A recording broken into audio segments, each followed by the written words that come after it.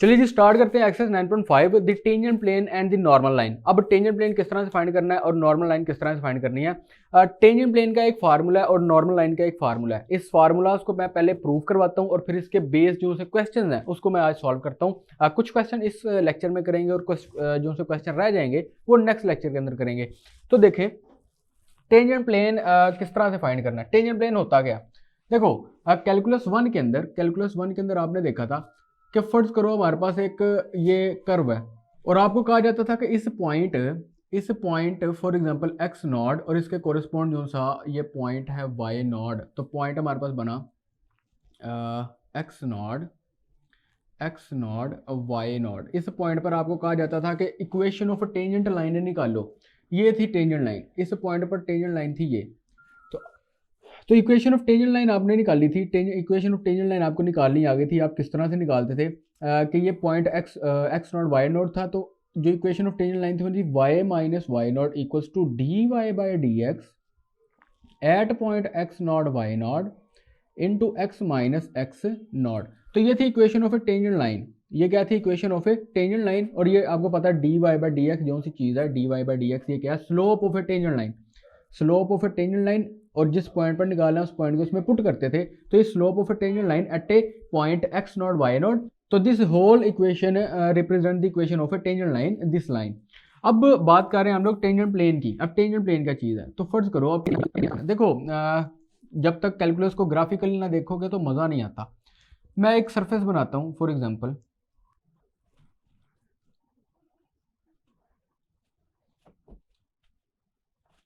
तो सरफेस है f of x y z type की कोई सरफेस है, ठीक है। इस टाइप की कोई सरफेस है और कहा जाता है कि इस पॉइंट पी नॉट पर आप लोग क्या निकालो, टेंजेंट प्लेन निकालो। अब वो टेंजेंट प्लेन क्या चीज़ है, टेंजेंट प्लेन है एक ऐसा प्लेन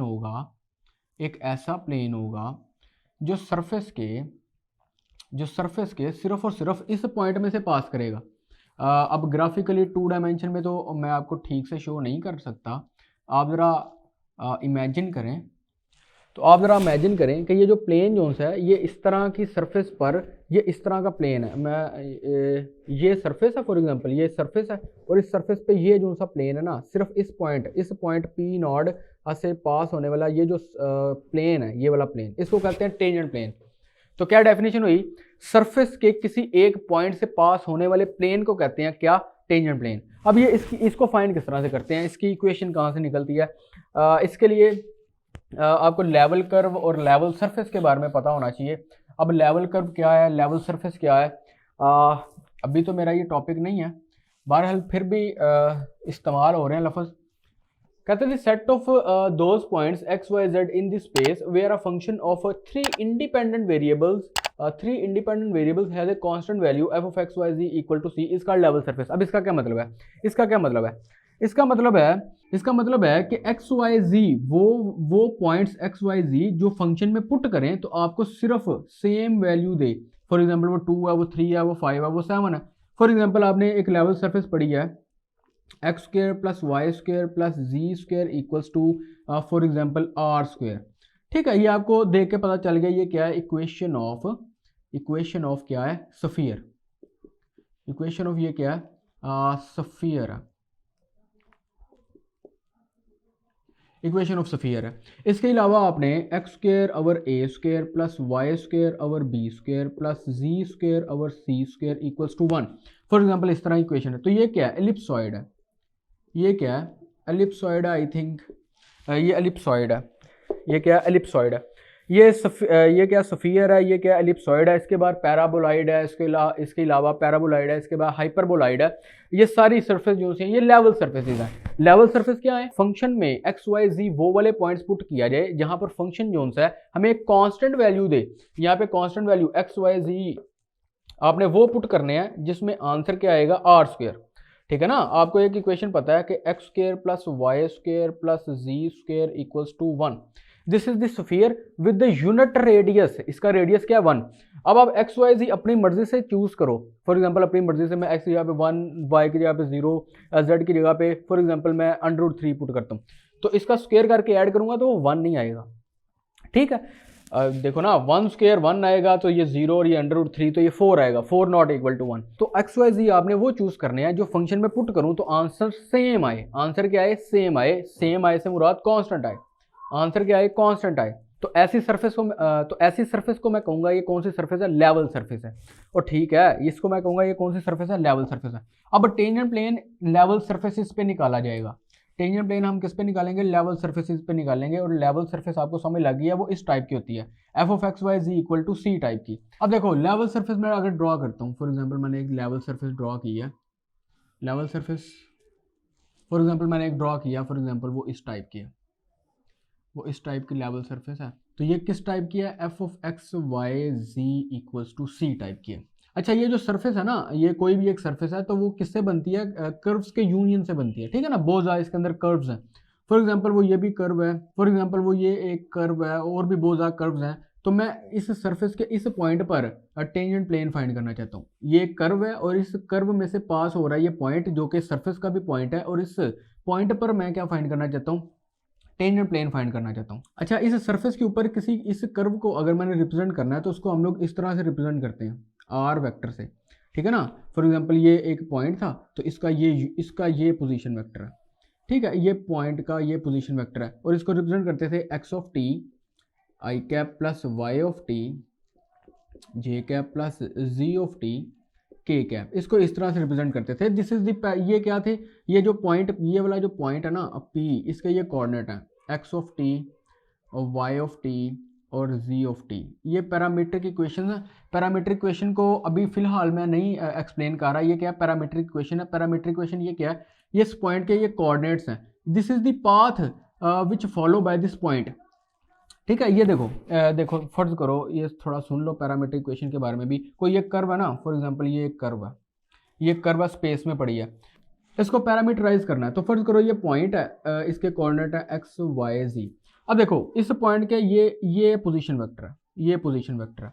अगर इस पोजीशन वेक्टर को मैं एक पाथ दे दूं, इस पोजीशन वेक्टर को मैं एक पाथ दे देता हूँ। इसने क्या करना है? देखो अगर ये स्पेस के अंदर पड़ी है तो यहाँ पे फिक्स करके इसको मैं एक पाथ देता हूँ कि तुमने इस तरह चल के इस तरह घूम के नीचे आना।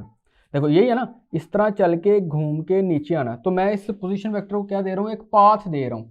वो पाथ जो सा ना इस पॉइंट का, तो इस पॉइंट पर जो मैं पाथ दे रहा हूँ ना, ये पाथ जो सा था घूम के नीचे आना है, इस पाथ को मैं पैरामीटराइज कर रहा हूँ किसी और पैरामीटर टी पर, ठीक है। कोई भी पैरामीटर हो सकता है, वो कर्व को देखने के बाद पता चलता है। अब मैंने इसको x को भी फंक्शन कर दिया t का किसी एक पैरामीटर t पे, और z को भी फंक्शन कर दिया किसी पैरामीटर t पे। तो अब ये जो पोजीशन वेक्टर ना इस पॉइंट p का, इसमें t की वैल्यू को आप चेंज करते जाओगे तो नए नए पॉइंट्स आते जाएंगे, तो ये वेक्टर इस तरह से घूमता हुआ इस तरह नीचे जाएगा। तो ये पूरी की पूरी कर्व क्या बन जाएगी? जनरेट हो जाएगी। और t किसी एक डोमेन में से बिलोंग करता है, ठीक है। t की कुछ रेंज होती है, कुछ डोमेन होती है, greater than a less than a। तो t यहाँ पे क्या है? पैरामीटर है। पैरामीटर किसी ना किसी डोमेन में है। आप देखा होगा कि ये हमेशा रिस्ट्रिक्ट होता है किसी दो पॉइंट में, तो ये डोमेन के पॉइंट्स हैं, ठीक है। दो पॉइंट्स के दरम्यान में ये क्या होता है? रिस्ट्रिक्ट होता है। तो इसी तरह से ये जो सा मैंने पोजीशन वेक्टर बनाया ना, ये इस लेवल सरफेस पर इस कर्व को रिप्रेजेंट करने वाला ये पोजीशन वेक्टर है, ठीक है। अब देखो जरा, इसको मैं जरा सेपरेट बना लेता हूँ।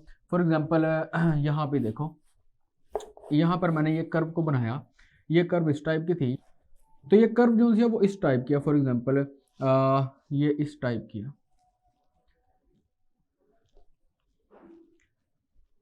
मैंने इतना सा हिस्सा कंसीडर किया, और ये वो पॉइंट है, और इस पॉइंट का ये पोजीशन वेक्टर है, और इस पॉइंट के कोऑर्डिनेट फिर क्या हुए? X t y of t और जी ऑफ टी। और इस पॉइंट पर मैं टेंजेंट प्लेन निकालना चाह रहा हूँ। तो फर्ज करो, जरा इमेजिन करो, ये वो टेंजेंट प्लेन है, ये क्या है? वो टेंजेंट प्लेन है जो सिर्फ इस पॉइंट से पास कर रहा है, जो सिर्फ और सिर्फ इस पॉइंट से पास कर रहा है, ठीक है। तो ये सरफेस थी f of x y z equal to c, ये वाली सरफेस थी। एक्स वाई जी अब खुद से क्या है? पैरामीटराइज्ड है।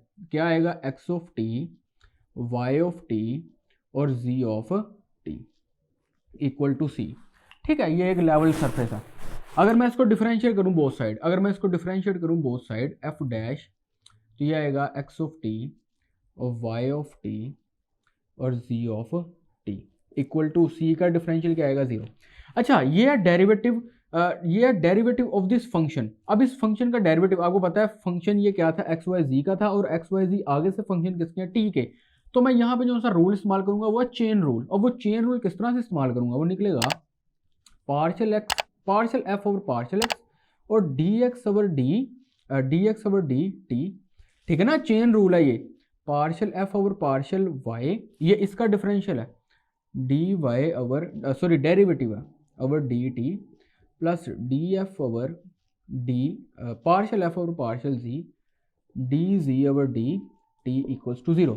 देखो इस चीज़ को डायरेक्शनल डेरिवेटिव में भी मैंने किया था, क्या आंसर निकला था, partial f over partial x i cap plus partial f over partial y j cap plus partial f over partial z k cap. इसका डॉट प्रोडक्ट ले लो, क्या निकलेगा, d x over d t i cap plus d y over d t j cap plus d z over d t k cap equals to 0। What is this, ये क्या चीज़ है, this is the gradient. ठीक है, this is the gradient of a vector, this is the gradient of a function F. इसका dot ले रहा हूँ किसके साथ, ये क्या है, ये क्या चीज़ है। देखो हमारे पास ये था पोजीशन वेक्टर था हमारे पास, ये इसका जरा डेरिवेटिव निकालो, d r over d t निकालो, क्या निकलेगा, वो निकलेगा d x over d t i cap plus d y over d t j cap plus d z over d t k cap. तो यही वाली तो चीज़ लिखी है, ये वाली, ये सारी चीज़ यही तो लिखी है। तो ये डॉट किसके साथ आएगा, d r vector over d t equals to 0। लो जी, ये क्या रिप्रेजेंट कर रहा है, मैं इक्वेशन ऑफ टेंजेंट लाइन निकाल, मैं यहाँ पे इक्वेशन ऑफ टेंजेंट प्लेन निकालने की कोशिश कर रहा हूँ। अच्छा ये क्या रिप्रेजेंट कर रहा है, देखो ये दो वेक्टर्स हैं और इन दो वेक्टर्स का डॉट प्रोडक्ट का निकल रहा है 0। अब एक बात आपको शायद याद होगी कि किसी भी दो वेक्टर का डॉट प्रोडक्ट अभी अगर 0 निकल रहा है तो उन दो वेक्टर्स के दरमियान में एंगल कितना होगा, 90 डिग्री। कितना होगा, 90 डिग्री। अब जरा इसको मैं ग्राफिकली थोड़ा फिर से एक्सप्लेन करता हूँ क्या हो रहा है। देखो ना, मैथमेटिकल तो समझ आई जा रही है क्या हो रहा है क्या नहीं हो रहा, ग्राफिकल जरा देखो। देखो ये एक कर्व थी, ये एक पॉइंट था और ये एक टेंजेंट प्लेन थी, ये एक टेंजेंट प्लेन था। मैं इसकी इक्वेशन निकालना चाह रहा था इस टेंजेंट प्लेन की। अब देखो ये था, देखो ये जो सा था ना, ये था पोजीशन वेक्टर, ये था आर, ये आर पोजीशन वेक्टर था इस पॉइंट का। ठीक है, ये वाला जो सा पॉइंट था। अब क्या निकला है, ये जो d x over d t d y over d t और d z over d t है ना, ये निकाल रहा है टेंजेंट वेक्टर। ये क्या दे रहा है हम लोगों को, ये टेंजेंट वेक्टर। ठीक है ना, ये d r over d T अभी मैंने इस यहाँ पे निकाला था, वो क्या निकला था, डी। ये क्या रिप्रेजेंट कर रहा है, ये रिप्रेजेंट कर रहा है टेंजेंट वेक्टर, ये रिप्रेजेंट कर रहा है टेंजेंट वेक्टर इस पॉइंट पर। ठीक है, मैं थोड़ा इसको बड़ा बनाता हूँ, ये एक टेंजेंट वेक्टर है इस कर्व पर, इस पॉइंट पर ये टेंजेंट वेक्टर है। ठीक है, ये d r over d t, ये d r over d t. अब इस d r over d t के साथ डॉट प्रोडक्ट किसका हो रहा है, इस ग्रेडियंट का। ये क्या चीज़ है, ग्रेडियंट ऑफ एफ। इसका डॉट प्रोडक्ट इसके साथ क्या निकल रहा है, 0। तो दो वेक्टर हैं, उनका डॉट प्रोडक्ट 0 निकल रहा है, एक उसमें से टेंजेंट वेक्टर है और दूसरा फिर क्या होगा, देखो फिर कोई ना कोई ऐसा वेक्टर ही होगा ना, ये एक ऐसा वेक्टर होगा, तभी तो डॉट प्रोडक्ट इसके साथ क्या निकल रहा है, 0। इसके साथ इसका डॉट प्रोडक्ट क्या निकल रहा है, 0। इसलिए इस ग्रेडियंट वेक्टर को कहते हैं normal to the surface, normal to the surface. ये सरफेस थी। अब दोबारा से जरा सुनो। फर्ज करो ये एक सरफेस थी, इस पर मैंने एक पॉइंट चुना जिस पर मैंने क्या निकाला था, टेंजेंट प्लेन। इस पॉइंट फिर मैंने एक कर्व निकाली जो इस पॉइंट में से पास कर रही थी, उस कर्व को मैंने पैरामीटराइज किया, और फिर मैंने इस लेवल फिर मैंने क्या किया, इस लेवल कर्व की डिफरेंशिएशन की। डिफरेंशिएशन करते हुए मैंने चेन रूल का इस्तेमाल किया और एंड पे पता चला कि एक वेक्टर जो से टेंजेंट वेक्टर है, ये क्या था, टेंजेंट वेक्टर है, उसका किसी एक वेक्टर के साथ डॉट प्रोडक्ट का निकल रहा है 0। फिर मैंने ग्राफिकली देखा कि टेंजेंट वेक्टर का सिर्फ और सिर्फ उसी वेक्टर के साथ डॉट प्रोडक्ट 0 निकलेगा जो उसके साथ 90 डिग्री का एंगल बना रहा है। तो फिर एक ही वेक्टर, फिर ये वाला वेक्टर जो है इसके साथ 90 डिग्री बना रहा है, तो फिर इसको मैंने कह देना ये क्या है, नॉर्मल वेक्टर है। ये क्या है, नॉर्मल वेक्टर है।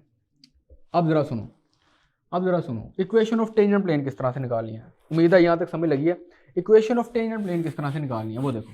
अब देखो इक्वेशन ऑफ टेंजेंट प्लेन किस तरह से निकालनी है। देखो फर्ज करो इस प्लेन की इक्वेशन निकालनी है और इस प्लेन के लिए मैंने एक आर्बिट्ररी ये वाला पॉइंट मैंने ले लिया x नॉट y नॉट और z नॉट जिस पर मैंने टेंजेंट प्लेन निकालना है, और एक आर्बिट्ररी पॉइंट निकाला x y और z।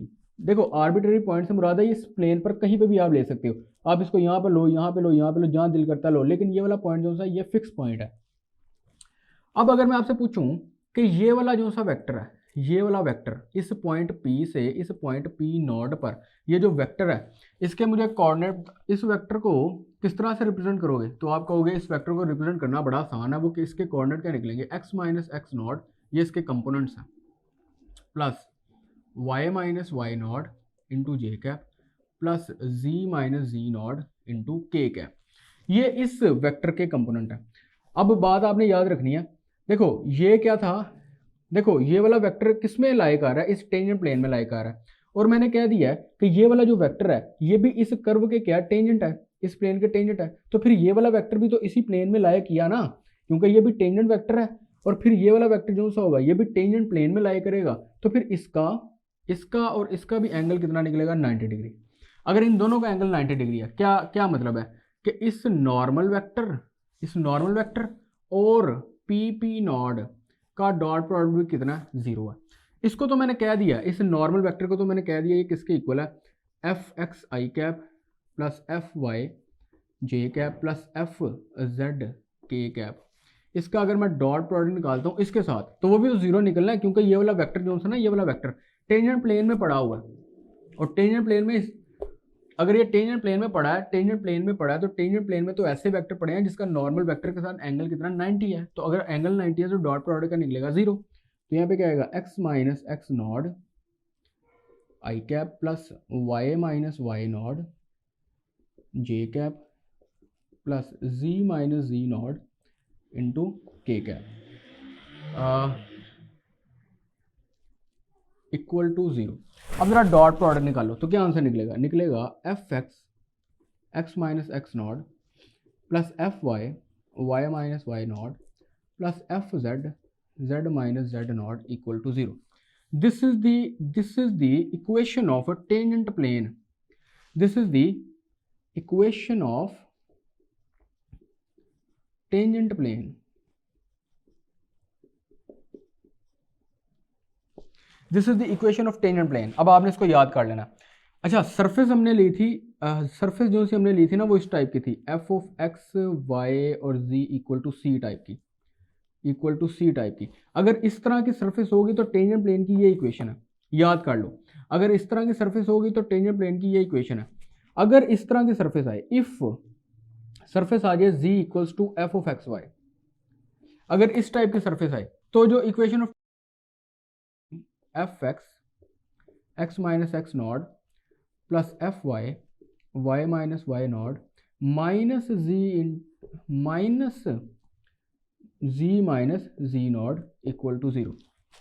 ठीक है, यहाँ पे आप पार्शियल जेड नहीं निकाला, पार्शियल एफ और पार्शियल जेड नहीं निकाला। क्यों नहीं निकाला, चलो ये भी सुन लो। देखो मैंने कहा है अगर इस तरह की सरफेस होगी तो देखो इसको मैं लिख सकता हूँ f of x y minus z equal to 0। तो ये एक कैपिटल एफ इसको कह लो, ये है f of x y equal to 0 equal to f of x y minus z type की। अब इसका मैं पार्शियल एफ इसका निकालूंगा, इसका जब मैं पार्शियल एफ ओवर पार्शियल जी निकालूंगा ना तो वो निकलेगा -1। देखो ये पूरा का पूरा फंक्शन था एक्स वाई का, तो उसका तो 0 निकलेगा क्योंकि जेड के रिस्पेक्ट में कर रहा हूँ, तो इसका आएगा -1। इसलिए यहाँ पे पार्शियल एफ ओवर पार्शियल जी मैंने लिख दिया यहाँ पे -1। याद कर लो, अगर इस तरह की लेवल कर्व होगी, लेवल सरफेस होगी तो इसकी टेंजेंट प्लेन की ये इक्वेशन है at point x naught y naught और जी नॉट। और अगर इस तरह की सरफेस होगी तो टेंजेंट प्लेन की ये इक्वेशन है। ठीक है, चलो अब बात करते हैं नॉर्मल लाइन की। नॉर्मल लाइन क्या चीज़ है, नॉर्मल लाइन क्या चीज़ है, इस पे बात करते हैं। देखो दोबारा से मैं ड्रॉ कर रहा हूँ, ये टेंजेंट प्लेन इस पॉइंट पर निकाल लिया, ये था हमारे पास नॉर्मल वेक्टर, ये था हमारे पास नॉर्मल वेक्टर। अब नॉर्मल लाइन क्या है? नॉर्मल लाइन है, नॉर्मल लाइन ऐसी लाइन है जो इस टेंजेंट प्लेन पर क्या होगा? नॉर्मल। ठीक है, फर्ज करो ये टेंजेंट प्लेन है, कोई भी एक प्लेन है, तो इस पर जो सा ये वेक्टर है इसको कहेंगे नॉर्मल वेक्टर। इस नॉर्मल वेक्टर के पैरेलल जो सी लाइन होगी, उस पॉइंट से पास करने वाली लाइन, उसको कहूंगा मैं कौन सी लाइन है? Normal line. अब इसकी इक्वेशन किस तरह से फाइंड करनी है? देखो इसकी इक्वेशन फाइंड करना बहुत ज़्यादा आसान है। तो फर्ज करो इस पॉइंट को मैं कह देता हूँ एक्स पी नॉट, और ये पॉइंट था एक्स नॉट, वाई नॉट और जी नॉट, ये वाला पॉइंट है। इस पर इस नॉर्मल वेक्टर पर मैं एक पॉइंट लेट कर लेता हूँ पी एक्स वाई जी। अब देखो पी नॉट पी नॉट या पी नॉट पी वेक्टर अगर मैं निकालूं, पी नॉट पी वेक्टर एक निकालूं, तो वो किसके इक्वल आएगा आपको पता है? X minus x naught i cap plus p naught निकालूं, x minus x naught plus y minus y naught j cap plus z minus जी नॉट के कैप। ये एक वेक्टर है, ये एक वेक्टर है जो कि इस पी, जो इस पी नॉट पी या पी नॉट है, जो भी एक वेक्टर है, ये जो सा वेक्टर होगा, ये वाला जो सा ये वेक्टर होगा, ये वाला जो वेक्टर होगा, ये किसके पैरेलल निकलेगा? ये इस नॉर्मल लाइन, इस नॉर्मल वेक्टर के पैरेलल निकलेगा।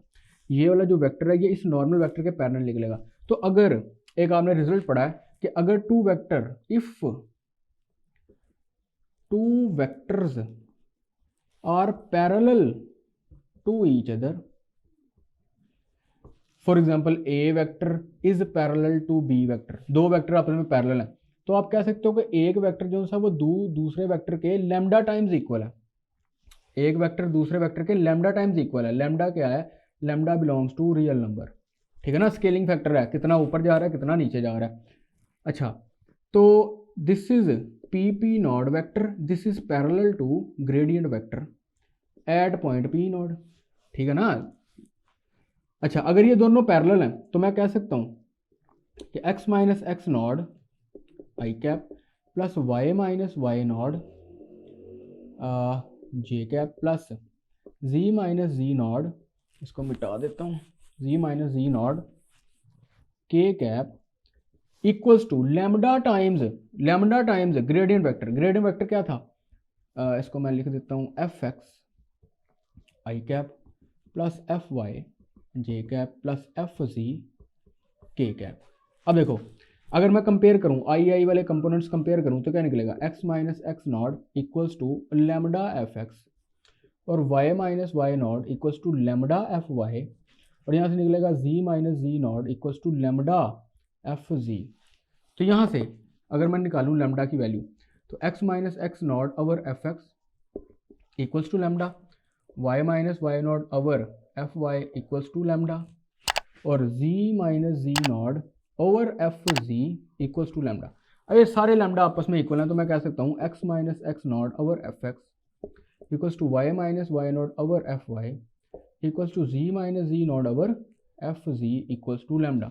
This is the equation of normal line, this is the parametric equation of normal line. अच्छा, यहाँ पर ना एक बात याद रखो, ये जो एफ एक्स है, एफ वाई है, एफ जी है ना, ये क्या रिप्रेजेंट करते हैं? ये है डायरेक्शन रेशियोज। ये क्या है? डायरेक्शन रेशियोज टेंजेंट प्लेन पर भी ये इस्तेमाल हो रहे हैं, टेंजेंट प्लेन की इक्वेशन में भी ये इस्तेमाल हो रहे हैं, और नॉर्मल लाइन की इक्वेशन में भी इस्तेमाल हो रहे हैं। इसको कहते हैं डायरेक्शन रेशियोज, ठीक है। तो उम्मीद है इन दोनों के प्रूफ की आपको समझ लगी है। अब इस पे बेस कुछ क्वेश्चन करते हैं। देखो क्वेश्चन देखें, कहता है ना 4x² minus y square plus 3z² equals to 10 इस पॉइंट पर टेंजेंट प्लेन और नॉर्मल लाइन फाइंड करो। बहुत ईजी है, आपको पता है ये वाला जो फंक्शन है ना, ये इस टाइप का दिया है, f of x y z equals to c, f of x y z equals to c. अब देखो जरा इसका सोल्यूशन, मैंने कहा था अगर इस टाइप का फंक्शन है तो आपने सबसे पहले क्या निकालना है? ग्रेडियंट ऑफ एफ निकालना है। एफ क्या है? एफ यहाँ पे लेट कर लो, एफ ऑफ एक्स वाई जी, इसको लेट कर लो, ये क्या चीज़ है? 4x² minus y square plus 3z², और वो जो सी इक्वल, ये सी है ना, ये 10 दिया गया, ठीक है ना, ये 10 दिया गया। बहरहाल इसका ग्रेडियंट वेक्टर निकालो, तो वो क्या निकलेगा? एक्स के रिस्पेक्ट में किया तो क्या आया? 8x आई कैप, और प्लस वाई के रिस्पेक्ट में करोगे, तो क्या आएगा? -2y जे कैप, जी के रिस्पेक्ट में करोगे तो क्या आएगा? 6z के कैप। और इस ग्रेडियंट वेक्टर में इस पॉइंट को पुट करो, 2 माइनस 3 1 पुट किया तो 8 into x i cap minus 2 into Y j cap plus 6 into ji k cap. तो क्या निकला 16 आई कैप माइनस प्लस हो गया 6 जे कैप प्लस 6 के कैप। तो ये ग्रेडियंट वेक्टर निकला एट पॉइंट 2 माइनस 3 1। ये जो सी चीज़ है इसको कहते हैं एफ एक्स, ये जो सी चीज़ है इसको कहते हैं एफ वाई, ये जो चीज़ है इसको कहते हैं एफ जी। ठीक है, तो equation of tangent plane, equation of tangent plane क्या है, इक्वेशन ऑफ कहाँ से पास करवा रहे हैं हम लोग 2 माइनस 3 और 1 से।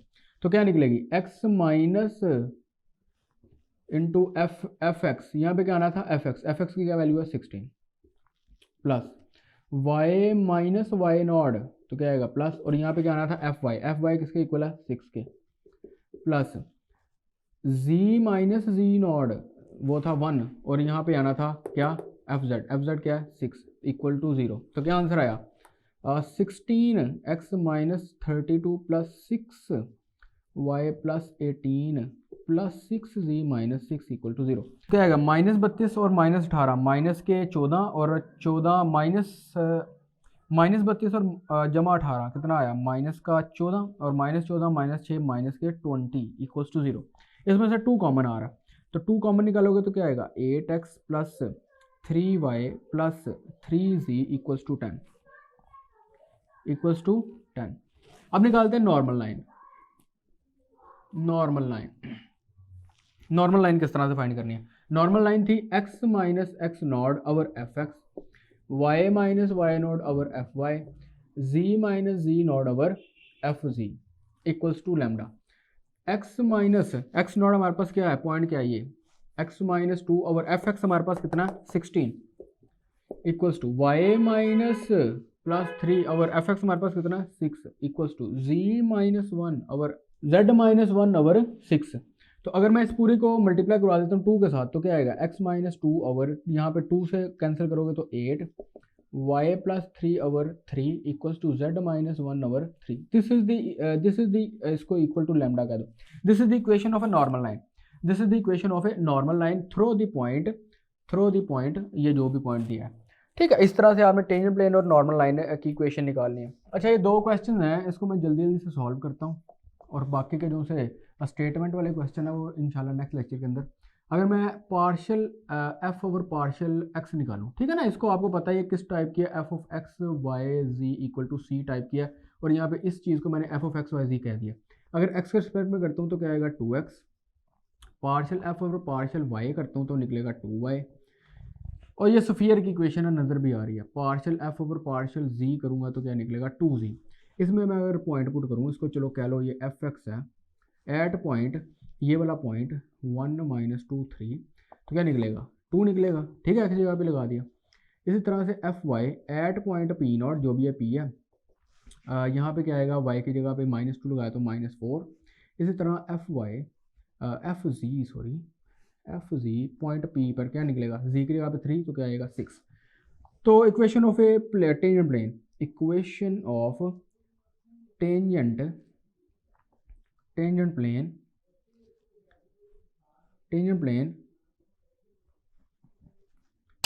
एट पी, वो क्या निकलेगा, आपको पता है क्या क्या इक्वेशन होती है, x minus x naught f x at point p naught, ठीक है, एट पॉइंट पी जो भी दिया, y minus y naught f y at p, इसको भी लिख लो एट पी, और z minus ji naught f y at p equals to 0।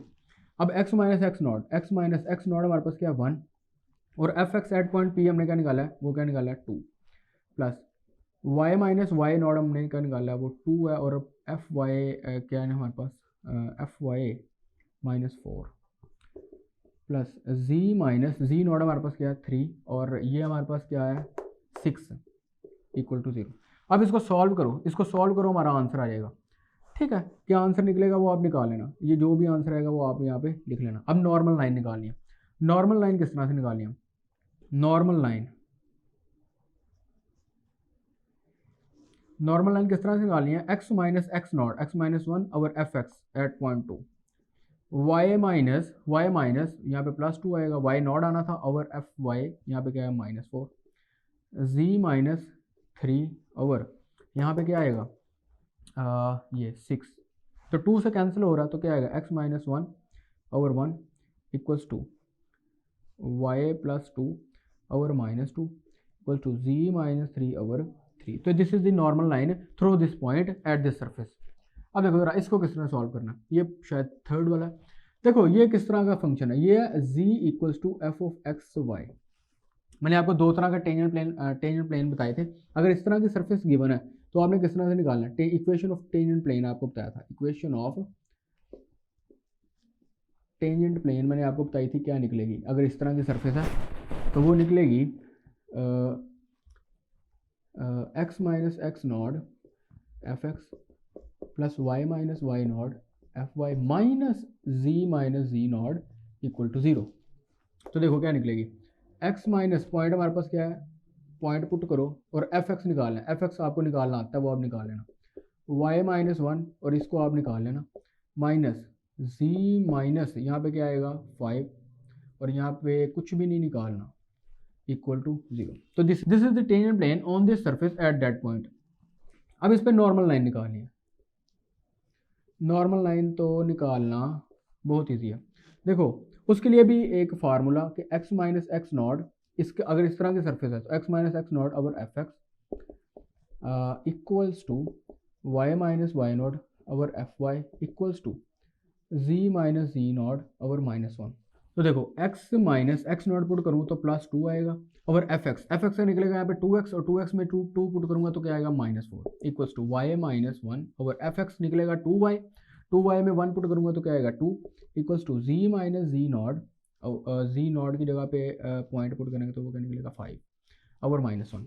इसको अगर मैं माइनस को कैंसिल करता हूँ तो क्या निकलेगा x + 2 ओवर 4 equals to y - 1 over 2 equals to z - 5 over 1। तो ये इक्वेशन ऑफ नॉर्मल लाइन है, यहाँ पे माइनस आ जाए। तो देखो इस तरह से नॉर्मल लाइन और टेंजेंट प्लेन निकालते हैं।